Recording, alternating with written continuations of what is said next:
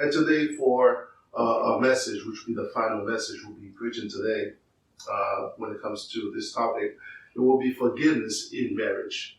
Okay, forgiveness in marriage. So this topic is very important. It's dear to us, and I'm sure it's dear to a lot of you, because the families are going through a lot of struggle nowadays.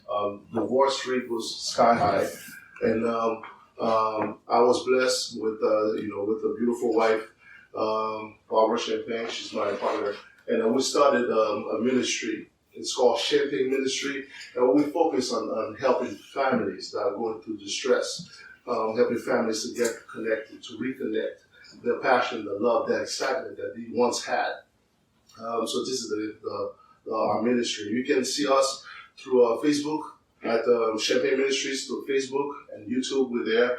And also we have our website, which is champagneministries.com. You go to that website and we have a podcast. We have a few videos, short clips that talks about different issues in relationships, and hopefully you can join us and be part of our ministry as well. Today we're not going to stay long. Like I mentioned, our title for this message today is Forgiveness in the Marriage. And we have a verse that I would like to share with you. It's 1 John chapter 3, verse 20. 1 John chapter 3, verse 20, and I'm going to read it for you in French, and also I'm going to read it in English. Okay, in French it says, en effet, même si notre cœur nous condamne, nous savons que Dieu est plus grand que notre cœur, et qu'il connaît tout. In English it says, 1 John 3, chapter 3, verse 20. In English it says, if our conscience condemns us, we know that God is greater than our conscience, and that He knows everything. Dear Lord Heavenly Father, nous venons à notre présence au Seigneur. Nous ne connaissons pas nous sommes bébés, nous sommes bien. Utilisez-nous puissamment, Papa, pour parole qui va délivrer, Seigneur. Pour ça que Dieu va sortir, non pas de moi, mais de nous, mais Papa chéri. Utilisez-nous, Père Saint. Nous prions comme ça, du Père, du Fils, du Saint-Esprit. Amen. So, this topic, forgiveness in marriage, okay? That's a question that everyone asks. Everyone who had this type of experience, they ask themselves, they say, should we forgive after an experience of pain in an act of infidelity in the marriage? Can we forgive after an act of infidelity within the marriage? Est-ce que nous sommes capables de pardonner partenaire ou après que tu aies gagné un cas d'infidélité qui t'est passé dans le mariage? Perhaps you went to a business venture, a business meeting, or you went to a gatherings or a party or event, and then you were there alone, you were minding no business, and then you saw someone, and there was some sort of a connection, an eye connection, and then there was a smile, and from the smile it jumps to a conversation, innocent conversation, that later on that same evening, that changed into an intense conversation. And then you find a lot of things in common with that person.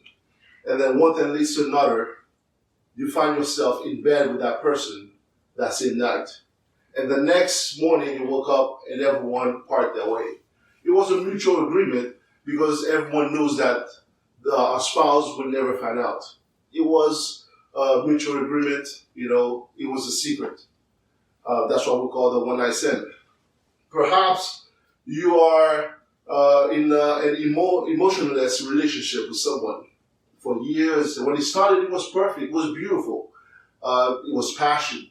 You had excitement. And over the years, that excitement started to fade away. And then you jump from a soulmate to roommate and then to roommate. And statistics shows that in a relationship, a good conversation on a day during the day happens for 4 minutes. Now, mind you, you only have 4 minutes of a good conversation with your partner on a daily basis. Now, you spend 8 to 10 hours to 12 hours with your coworkers. You build a relationship there. You have a different conversation. You got into different, conversation with your your coworkers. You get very intimate with those conversations. And then you end up trusting your coworkers than your spouse at home. And from then on, that platonic relationship with your coworkers turns into something disastrous, to something that's even worse. And you ask yourself, what's going on? And before you know, you end up having a relationship with your coworkers.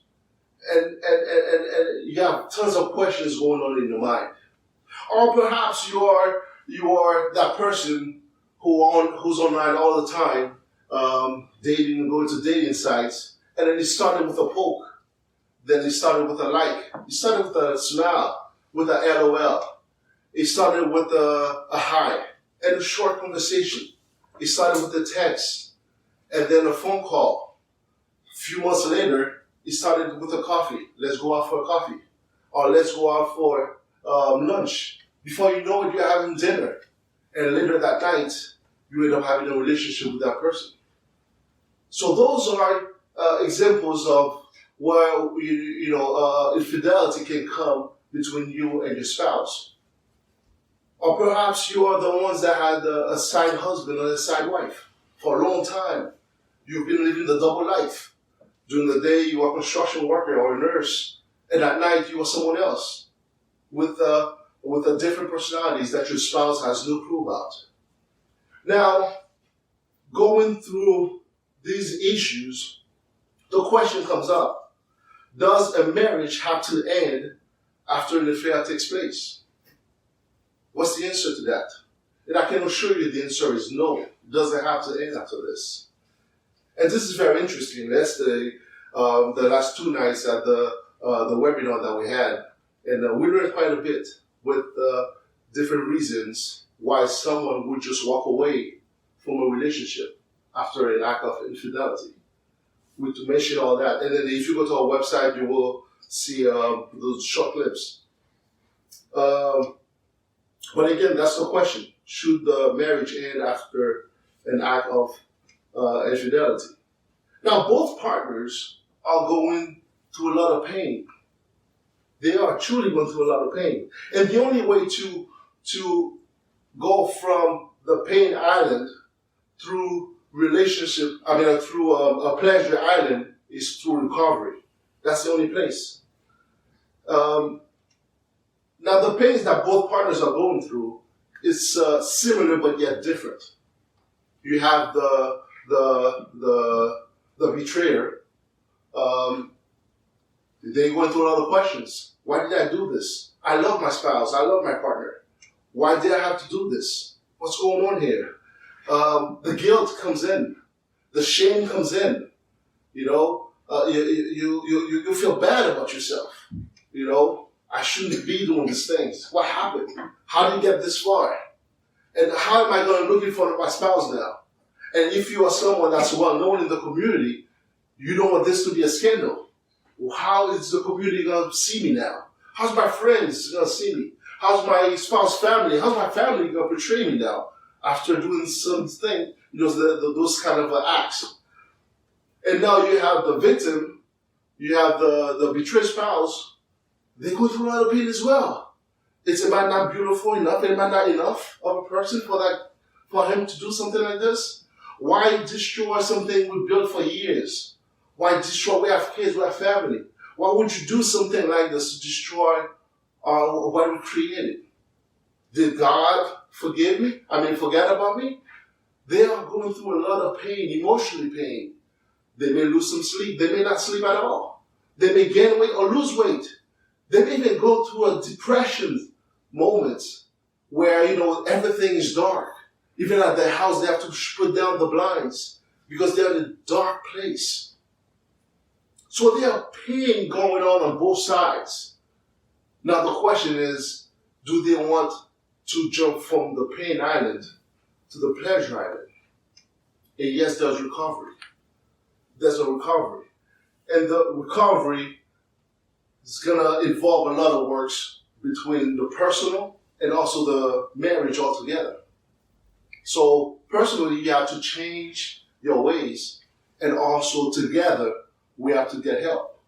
And yesterday we mentioned the worst thing you could do is to get advice from family members. The worst thing you could do is to talk to someone, your friends, because what they do, they judge the betrayed person in a personal level, and they will give you advice to just leave him or leave her. Move away from this relationship. Move away from that relationship.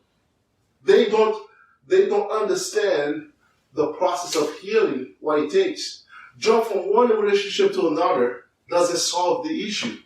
Because when you move to the next relationship, you will bring the same garbage to the next relationship. You will bring the same issue to the next relationship. You never heal.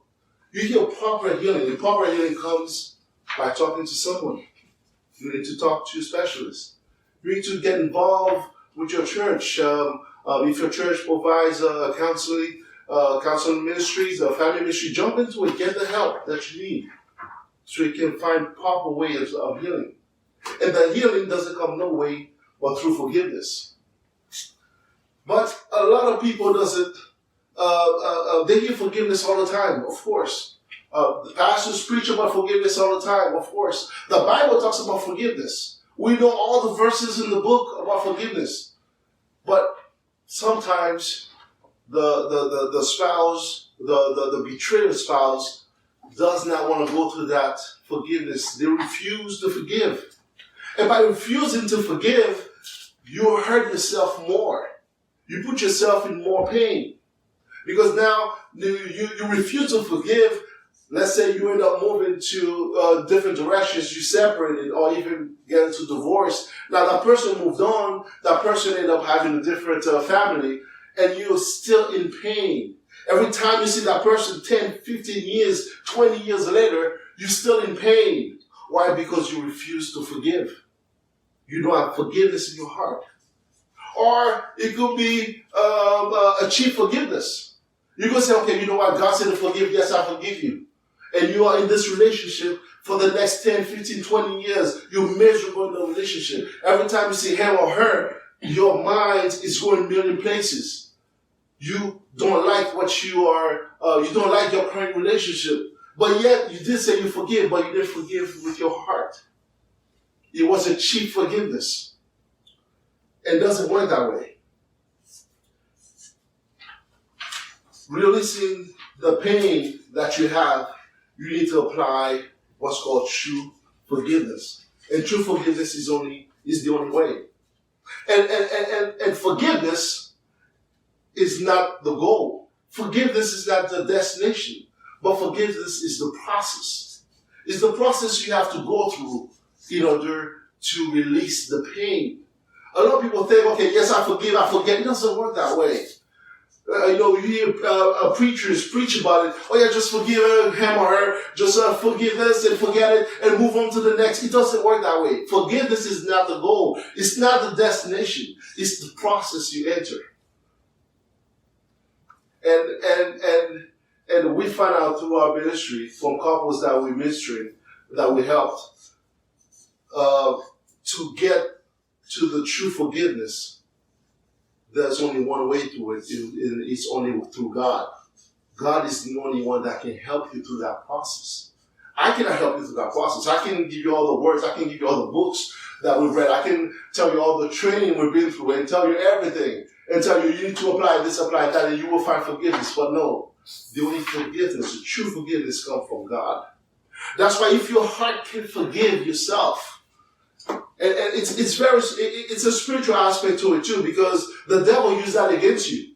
It used it against you where you can't forgive yourself. You can't find a way to forgive someone, and you put yourself in a lot of pain. And you pray, God, help me, help me, help me. But God says in 1 John 3 verse 20 that we just read, that I forgive you. If your heart, that pain that's in your heart, refuse to let you to forgive. If that pain that's in your heart stopping you from forgiving, stopping you from releasing that negative energy, all you have to do is to trust in God, because He forgives you already.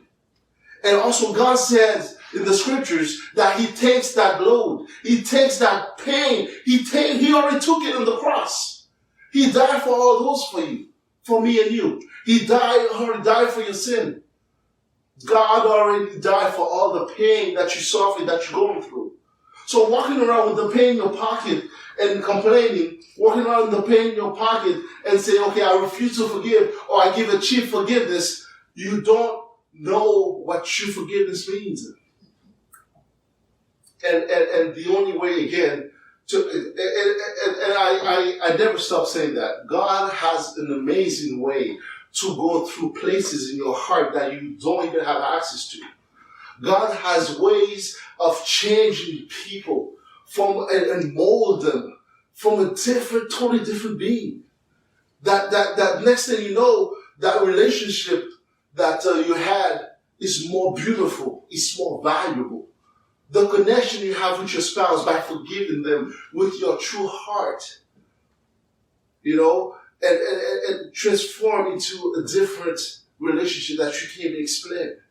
So now, your family members that you involve in your situation, your friends you involve in your situation, by getting those bad advice, you're missing up on an opportunity to build something so strong, so powerful, so valuable, and so beautiful.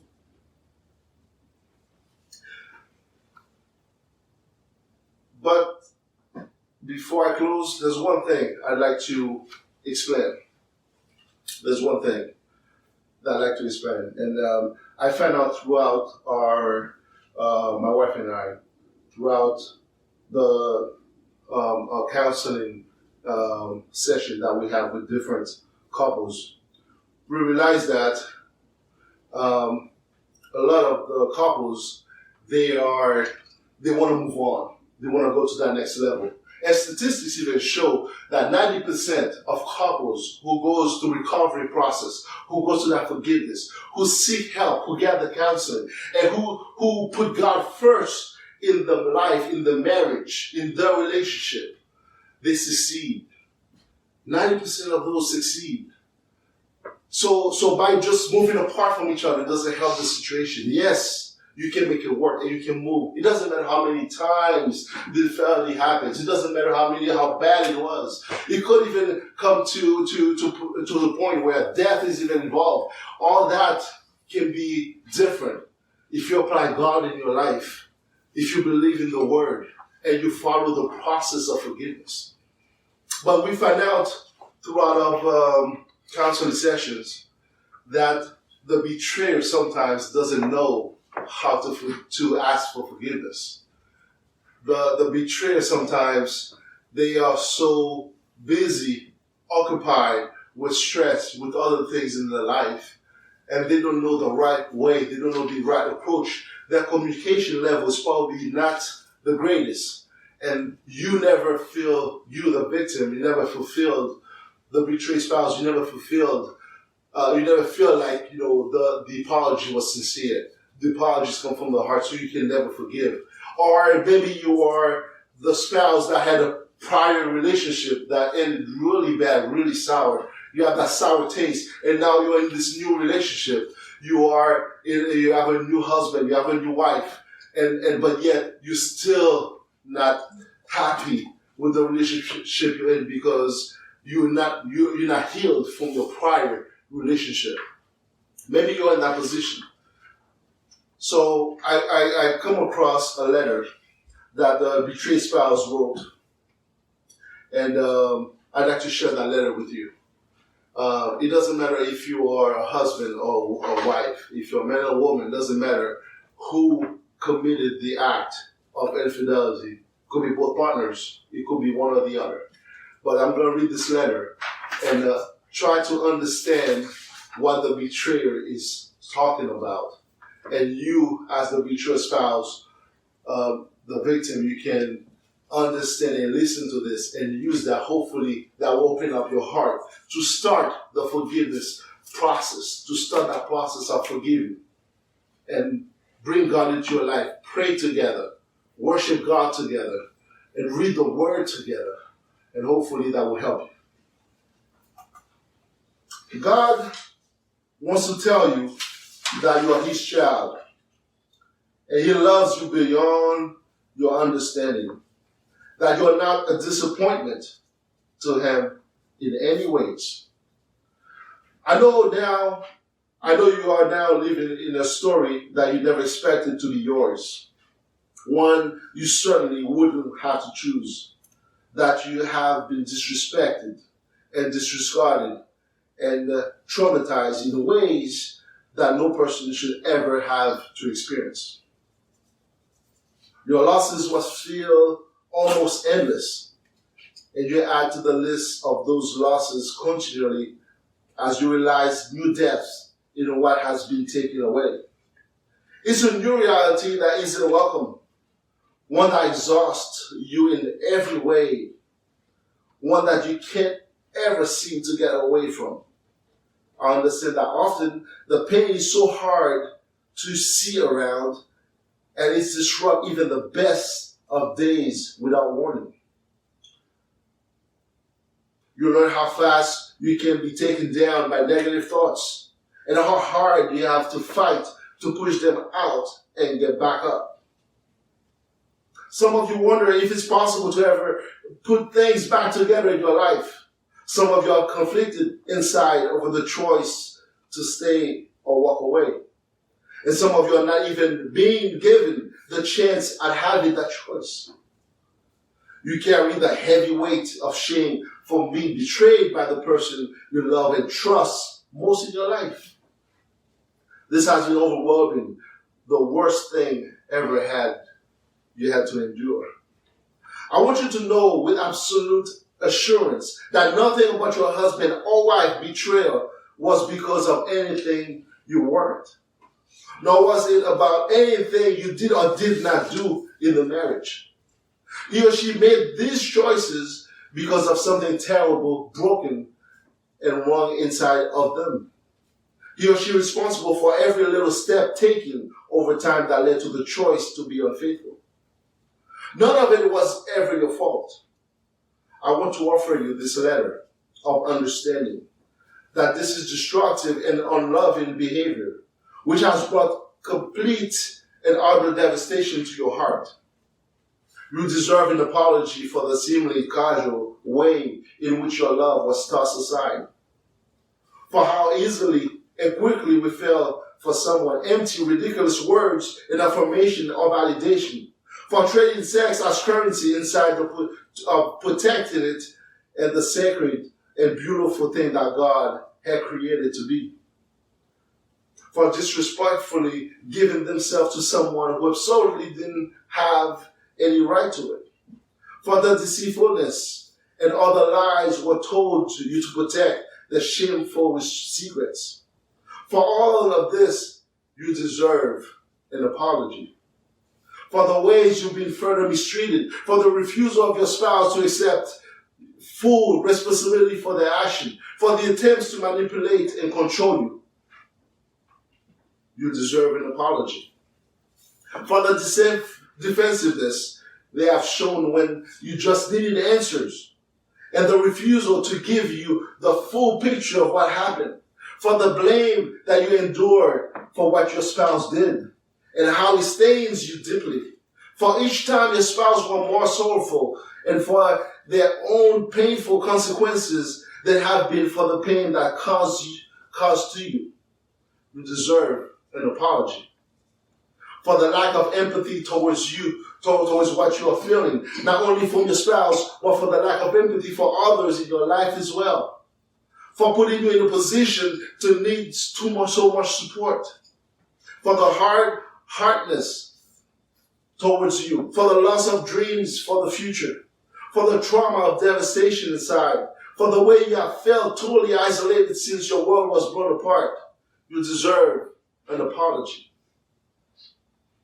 For the nightmares and thoughts that intrude peacefully moments and constantly reopen the wound.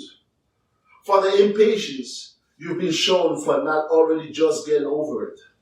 For the pressure you feel to either forgive and forget and put it behind you, or maybe conversely, to walk away and just start over. For what this is doing to the kids, you deserve an apology. For so many other losses, your confidence, peace of mind, future dreams and plans, trust, sleep, health, your ability to celebrate and feel happiness, finances, time, productivity, and focus, your whole belief system, your self-esteem, your spirit, hopes for the future, your faith in your spouse, your faith in God, even faith in yourself, and the losses you haven't even realized yet. You deserve an apology. I hope and pray that you leave here today. You can say without a doubt that you felt understood, you felt compassion, and that you gained insight that will be beneficial and truly help for your recovery and find comfort and support. The answer to the question, is there really hope for you, will be a resounding yes. Again, in closing, just to let you know, no matter how bad your life is in the marriage now, no matter how deceitful it may feel discouraged, feel to move on, feel to be with the persons, feel to what people have to say, and you who has that guilty feeling, you're ashamed of yourself. Pray God, seek God, use forgiveness.